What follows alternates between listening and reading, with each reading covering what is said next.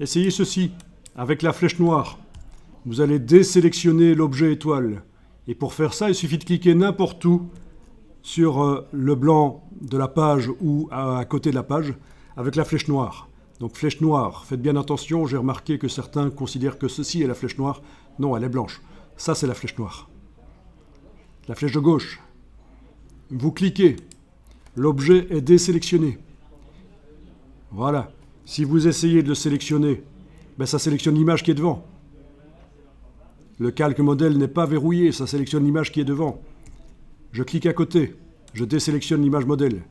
Voilà. Si vous voulez resélectionner l'étoile qui est là cachée derrière l'image modèle, il va falloir faire ceci. Et c'est la première fois que vous voyez ça dans Illustrator. C'est la sélection d'un objet par la palette des calques. Il faut, en face de l'objet, et je vous rappelle que ceci, c'est le calque. L'objet, il est réellement à l'intérieur du calque quand on déploie avec le petit triangle ici.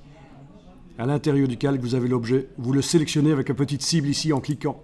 Voilà, il est sélectionné. On voit réapparaître ces vecteurs sur le plan de travail. Voilà. Est-ce que ça va jusque-là? Vous arrivez à faire l'objet là derrière, sur le calque 1. Bon.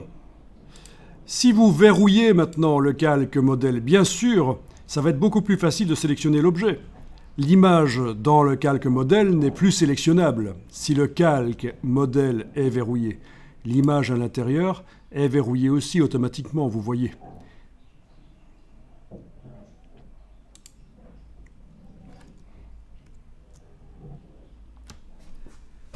Ok. Donc, du coup, si on clique avec la flèche noire à côté, ça désélectionne l'étoile.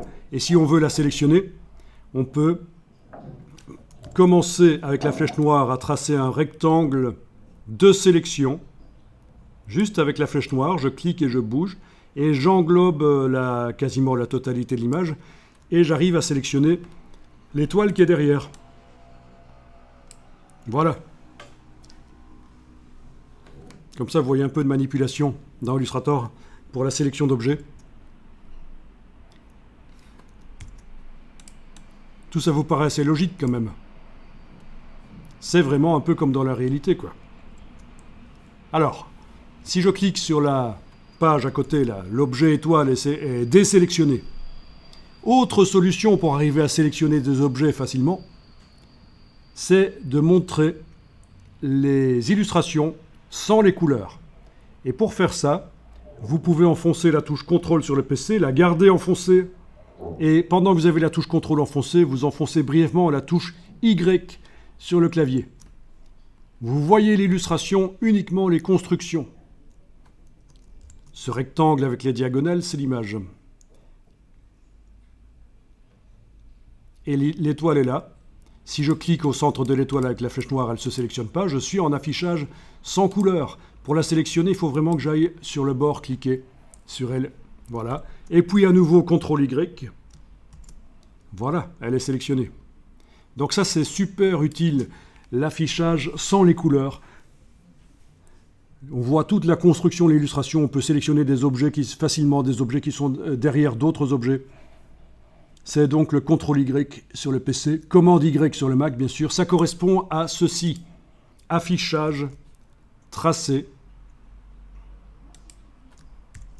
affichage, aperçu. Donc ce qu'on vient de faire avec le raccourci, CTRL Y, c'est ça. Affichage tracé, affichage aperçu. Sauf que je le fais avec le raccourci. Voilà. Bien.